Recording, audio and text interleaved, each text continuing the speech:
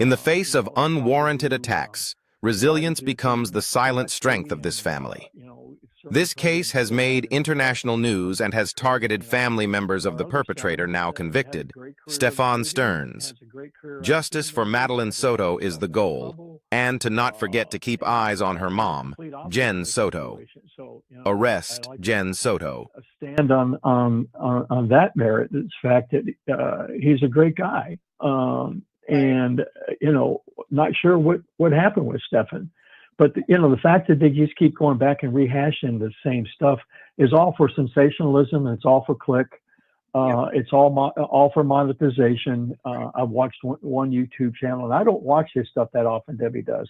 I don't have the time for it, and nor do I want to be involved with it. Right. Not that I'm taking away from what you do, and I think you do a great job. Understood. Yeah. Thank you. Yeah, but it's we're just surprised at this attacks of parents. Now, I can see some reason, some rationalization. You do that with the Landrys and some other people that stood in the way. But we were upfront from the very beginning about our cooperation, and we just were waiting for the story to unfold. But these attacks on us are really unwarranted, and they're not factual.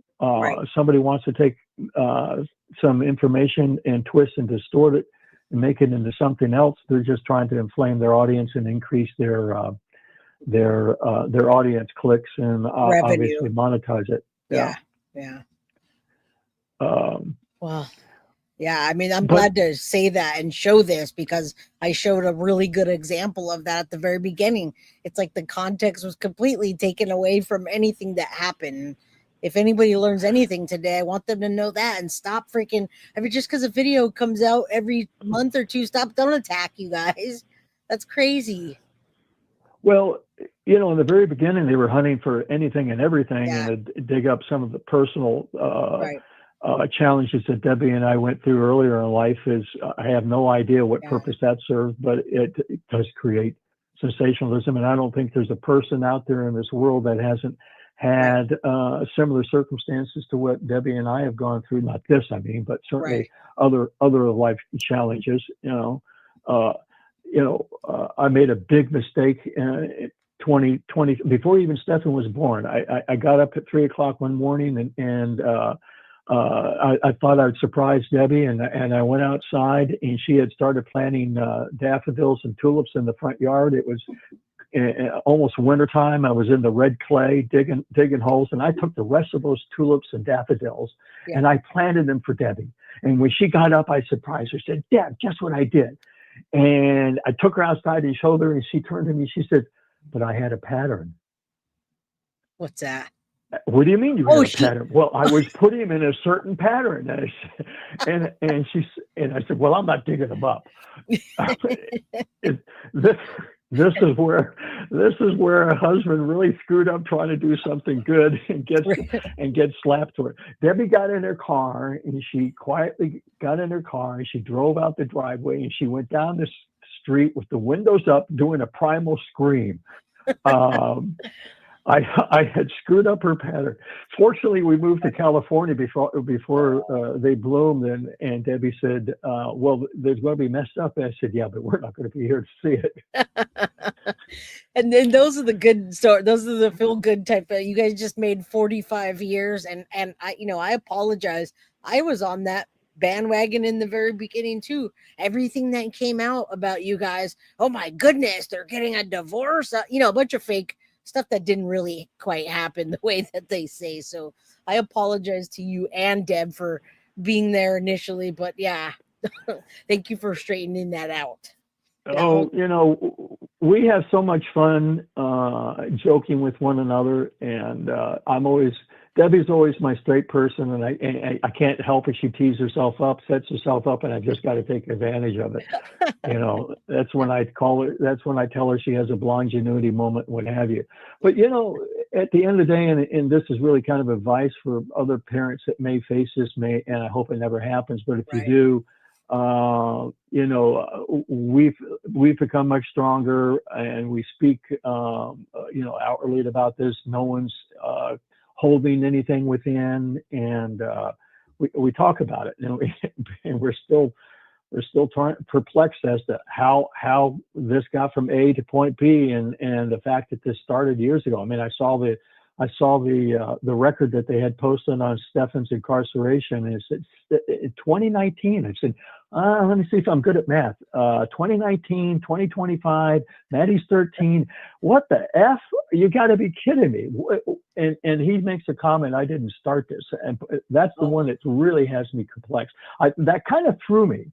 Right. Because I think then it's, there's other people involved. Well, no, that's not necessarily true. Maybe Maddie started it in some way or another. God, who knows? This is why I want to know the truth.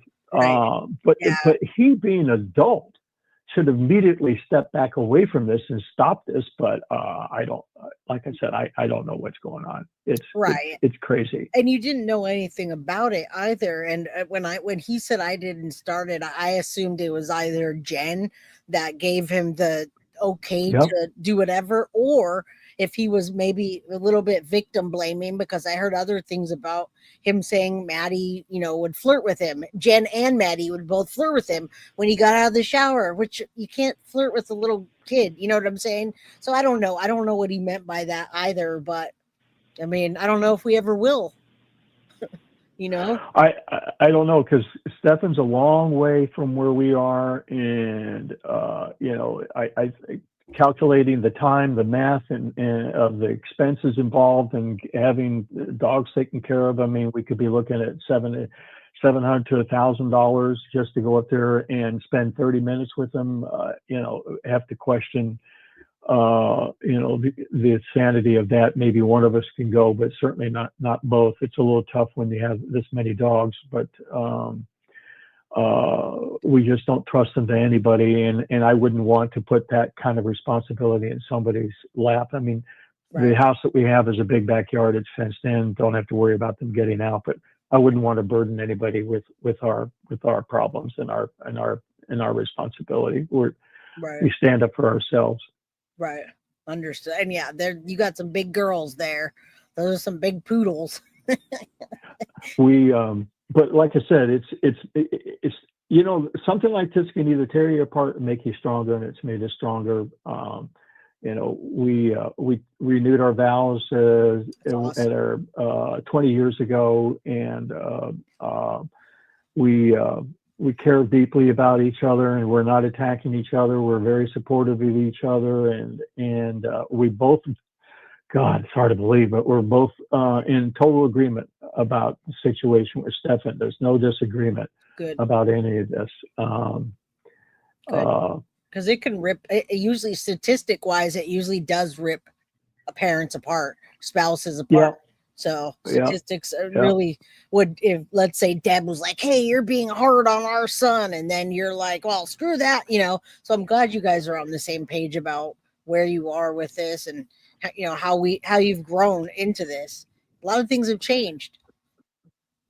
Yeah, I mean, I'm probably maybe harder about this with Stephan than Debbie is per se. After I discovered, and we discovered from hearing the arrest and yada yada, we both were determined to if we found anything else. I mean, we had a conversation about Stephan's trigger. Right. And I said, the police didn't ask me, but if we're in court and we're asked, I said, well, there's not going to be any doubt what the response is going to be. We're going to tell them the truth. And if it's damaging to Stephan, it's damaging to Stephan. Right. But you can't withhold the truth, because for us, going forward after that day, having that guilt of not disclosing that when asked would be it wouldn't make us feel very good. And at some point, I would have brought it out in the trial, because I would have questioned their investigative skills and whether or not. But I was surprised to see that interview where the detective asked Jen, "Did he have a trigger?" That was a tale. That was a very telling tale. When he asked her that was I never seen that interview until a couple of weeks ago, and I shared that with you. I said that was very revealing. They knew something. They knew something at that moment during that interview that we know to be truthful. Right. And that gave us the conclusion today, not back then, but today, Right. that Stephan was the lone perpetrator and was responsible for what happened with Maddie. We feel it was an accident, but Right. there again, until I talk to him, I won't know that for sure. But I could see him having a trigger and being upset and doing something that, I mean, when he does that, his face almost goes blank. Right. You know, it's like he's zoned out. Right. And he's not who he is. And then he snaps out of it. I don't make a point to resist him. I let him just work it out, and then he's done with it. But because I don't want to see it escalated into something we both be sorry about. Right, right, exactly. And he never confirmed or denied any of that. He just didn't say anything. And it is weird Yeah. that Jen wouldn't say anything about a trigger when you know damn well what his triggers are to an extent. Well, You know, he gets triggered. You know, well, the interesting thing is throughout his entire incarceration and all his whining and the messages, if you share those messages of him the night before his plea deal, Right. he just whining Yeah. about the injustice. And I'm sitting there, what do you mean injustice? What about Maddie's injustice? Right. And you were caught dead to rights. And I told him, just quit your whining. Right. And I sent you the contents of the letter that we were allowed to send him personally. Right. And I called him out.